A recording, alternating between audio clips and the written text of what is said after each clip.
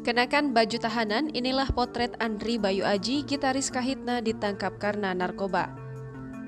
Sempat jadi teka-teki, identitas musisi inisial AB akhirnya terungkap.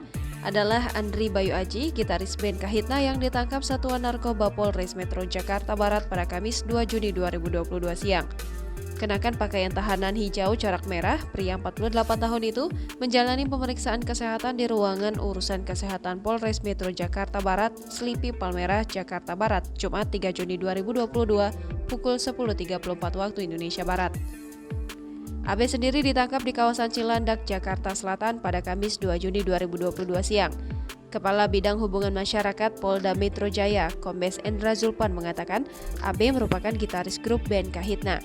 AB melewati kerumunan awak media yang menunggu. Tidak ada sepatah kata pun diucapkannya untuk membalas pertanyaan wartawan.